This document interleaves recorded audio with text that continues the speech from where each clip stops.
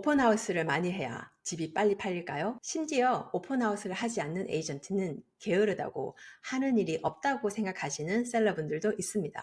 과연 그럴까요? 여러분들은 어떻게 생각하세요? 오픈하우스를 많이 해야 집이 잘 팔린다고 생각하세요? 아니면 소셜미디어 비디오를 잘 만들어서 뿌리는 게 집을 더 잘 팔 수 있다고 생각하세요? 집 가격을 적절하게 잘 올렸다라는 전제 한에서 말이죠. 여러분들의 생각 댓글에 남겨주세요. 오픈하우스 10년 전처럼 효과적이지 않습니다. 이건 통계에도 나와 있어요. National Associations of Realtor에 의하면 오픈하우스를 보러 온 바이어가 보러 온 그 집을 사는 확률은 4%밖에 되지 않는다고 합니다. 네, 맞아요. 4%. 4%밖에 되지 않는다고 해요. 오픈하우스 하면 어떤 이미지가 상상되시나요? 햇빛 좋은 토요일에 쿠키를 갓 구운 듯한 좋은 향이 나는 집에 사람들이 서로 들어가고 싶어서 줄을 길게 선 모습이 상상되시나요? 글쎄요. 특히 요즘같이 바이어스 마켓에서는 그런 모습 보기 힘듭니다. 자, 그럼 제가 오픈하우스의 장점과 단점에 대해서 파헤쳐 보도록 하겠습니다. 이 비디오를 보시고 그래도 나는 오픈하우스를 했으면 좋겠다 하는 셀러분이 있다면 오픈하우스를 하죠. 하지만 이 비디오에 나와 있는 제가 알려드리는 장점과 단점을 다 아신 이후에 전략적으로 쓰시길 바래요. 그럼 장점부터 얘기해 볼까요? 장점은 제가 아무리 고민해 봤지만 딱 한 가지밖에 없습니다. 바로 비슷한 시간대에 많은 바이어들을 한꺼번에 모을 수 있다는 거예요. 집을 보러 온 바이어들이 다른 바이어들이 많이 와 있는 걸 보면 서로 경쟁 의식이 생길 수 있겠죠.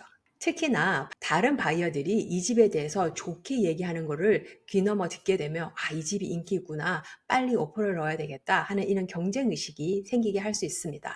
사람들의 풋 트래픽이 많다면 이렇게 오퍼 경쟁을 시킬 수 있다는 거죠. 하지만 이 장점이 먹히기 위해서는 정말 중요한 전제 조건이 있는데요. 그건 바로 집 주변 시세보다 약간 싸게 집을 내놔야 한다는 겁니다. 주변 시세보다 3만 불, 5만 불 이렇게 약간 싸게 내놔야 오픈하우스에 사람들이 많이 보러 옵니다. 주변보다 약간 싸게 내놓으면 바이어들도 알아요. 이 집이 빨리 팔리겠구나. 오퍼를 넣으려면 빨리 넣어야 되겠다. 이런 마음이 들고 이렇게 멀티 오퍼를 받게 되면 가격 경쟁을 시켜 충분히 원하시는 가격을 받을 수 있습니다. 그리고 이런 오픈하우스는 집을 마켓에 내놓자마자 첫 주에 딱 한 번만 하시면 돼요. 매주 하실 필요도 없습니다. 자, 이게 장점이고요. 그럼 이제 단점에 대해서 말씀드려 볼게요. 단점은 너무 많아요. 첫 번째, 오픈하우스에 오는 바이어들은 시리어스한 바이어가 아닙니다. 그냥 지나가다가 여기 오픈하우스 하네 한번 들어가서 볼까? 아니면 나 집 사는 거 내년에 살 거지만 그래도 이 동네 구경할 겸 한번 오픈하우스 가볼까? 아니면 이웃집이 이 집이 부엌을 다 고쳐놨는데 어떻게 고쳐놨나 궁금한데 한번 가서 볼까? 하는 이웃 사람들입니다. 실제로 제가 최근에 한 오픈하우스에서 12명이 왔는데 그 중에 6명이 이웃집 사람들이었어요.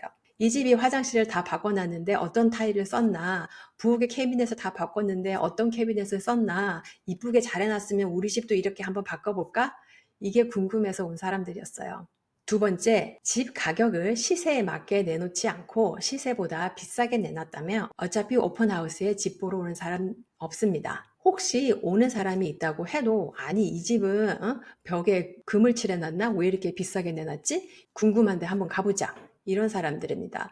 실제로 저 역시도 에이전트로서 주변 시세보다 비싸게 나온 오픈하우스를 가봅니다. 그냥 이 집은 뭐가 특별한 게 있어서 이렇게 비싸게 내놨지? 궁금해서 가보는 거예요. 그러다가 혹시라도 바이어들이 아니 이 집은 뭐 별거 없잖아. 방도 이렇게 작은데 방 사이즈에 비해서 가격을 왜 이렇게 비싸게 내놨지? 라고 하는 말을 다른 바이어가 듣게 된다면 절대 집 하는데 도움이 안 됩니다. 이런 경우도 있을 수 있어요. 괜히 할 일 없는 이웃집 사람이 오픈하우스에 와서 그거 알아요? 이 집 전에 테넌트가 오랫동안 살다가 집을 엉망으로 해놓고 나갔어요. 이거 주인이 그냥 페인트만 싹 칠해가지고 파네. 이런 쓸데없는 정보를 오픈하우스에 와서 친절하게 포텐셜 바이어에게 얘기한다면 그 집 사고 싶겠어요? 오픈하우스에 와서 이런 쓸데없는 말을 퍼뜨리고 가는 사람들을 타이어 키커라고 하죠. 이런 타이어 키커 이웃 사람들이 생각보다 많습니다. 실제로 제가 오픈하우스 할 때 이웃집 사람이 와서 자기가 지난 30년 동안 이 동네에 살면서 어떤 일들을 경험했는지 30분 동안 떠들다가 간 사람이 있어요. 그런 거 집 파는 집주인에게 전혀 도움되지 않습니다. 세 번째, 안전상의 문제예요. 실제로 저에게 일어났던 일 몇 가지 말씀드릴게요. 수영장이 있는 집이었는데 오픈하우스에 하이힐이 진짜 높은 하이힐을 신고 온 사람이 있었어요. 수영장 내려가는데 계단이 있었는데 그 계단에서 헛디뎌서 그만 넘어지고 말았어요. 다행히 발을 약간 삔 정도였는데 만일에 크게 다쳤으면 그 집주인을 수를 할 수도 있는 상황까지 갔을 거예요. 그리고 또 최근에 일어난 일 중에는 무슨 일이 있었냐면은 그 동네에 사는 90살 먹은 할머니가 이 집에 자기가 60년 전에 살았다고 하면서 이 집이 어떻게 변했나 궁금해서 따님이랑 같이 오셨어요. 그 할머니가 가라지를 내려가다가 그만 발을 헛디뎌서 넘어지면서 그 가라지 시멘트 바닥에 머리를 찍고 이마가 찢어져서 피가 났어요. 저는 정말 그때 깜짝 놀라서 911을 불러야 되나 고민까지 했습니다. 다행히 따님이 집에 뛰어가서 윌체어를 가지고 와서 그 할머니를 모시고 집으로 가셨어요. 그리고 이건 제가 다른 에이전트한테서 들었는데 오픈하우스에 도둑이 와서 그 오픈하우스 집 뒷마당을 탐색하고 뒷마당에서 이웃집으로 어떻게 넘어가나 그 동선을 다 파악한 거예요. 그리고 밤에 다시 몰래 와서 오픈하우스 했던 집 뒷마당을 통해서 옆집으로 가서 옆집을 털었습니다. 네 번째, 스쿼터 문제입니다. 특히 LA 같은 지역에서는 빈집에서 오픈하우스 하는 거 절대 반대합니다. 이 집이 빈집이요 하고 동네방네 다 알려주는 거예요. 에이전트는 MLS에 리스팅을 올릴 때 이 집이 빈집인지 절대 말하면 안 됩니다. 그 리스팅을 쓸 때 디스크립션이 있잖아요. 그 디스크립션에 이 집이 빈집이라고 말하면 절대 안 돼요. 빈집이라고 말하면 에이전트 벌금 받습니다.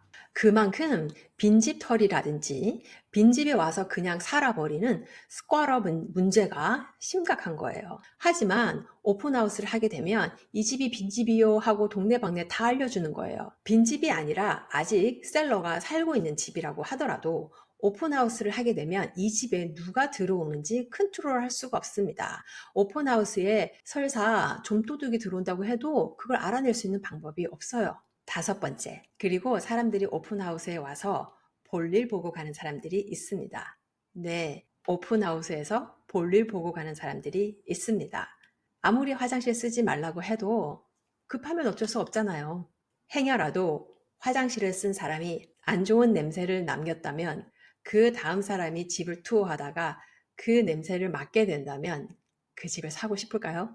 웃긴 얘기지만 실제로 이런 일이 생깁니다. 저도 겪어봤고요. 집을 사겠다고 보러 온 바이어에게는 첫인상이 아주 중요합니다.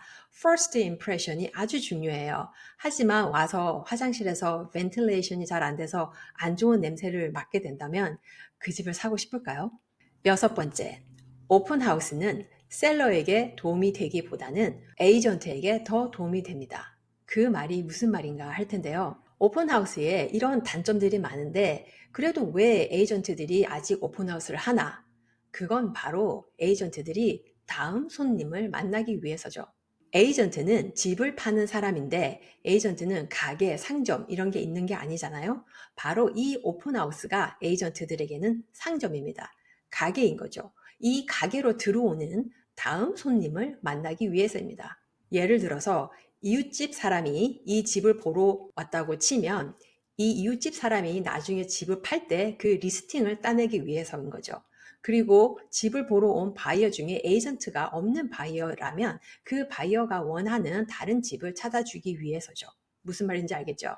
에이전트가 다음 손님을 만나기 위한 하나의 마케팅 수단이라는 거죠. 정작 그 집을 팔려고 하는 셀러에게는 도움이 되지 않습니다. 집만 더러워져요. 생각해 보세요. 집을 파는 셀러는 10명, 20명의 바이어가 필요한 게 아닙니다.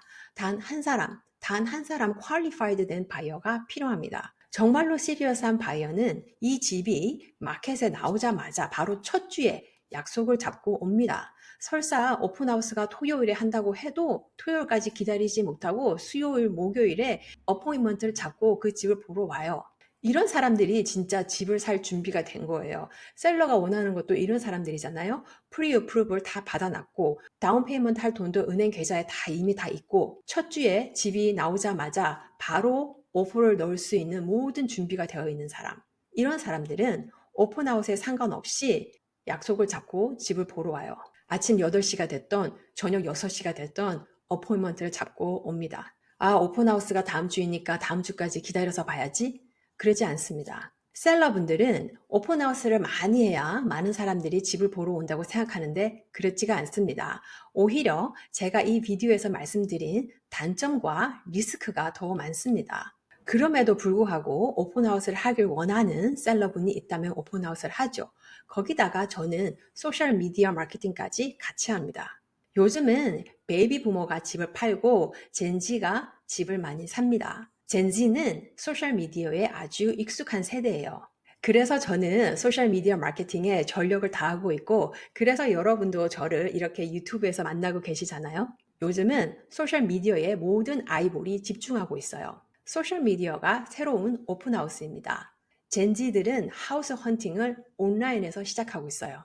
오픈하우스의 효과적인 전략과 소셜미디어 마케팅을 이용해서 집을 가장 좋은 값에 팔고 싶은 셀러분은 저에게 연락 주세요.